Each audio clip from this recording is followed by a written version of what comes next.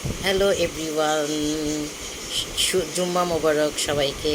আজকে একটু নরম খিচুড়ির সাথে গরুর মাংস, সালাদ, লেবু, কাঁচামরিচ, খুবই মজাদার রান্না করেছি।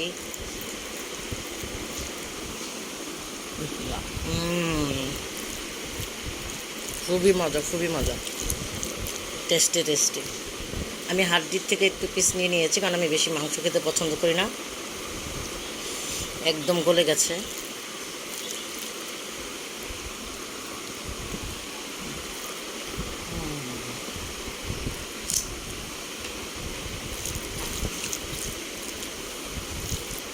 শুক্রবার মানে মজার মজার খাবার।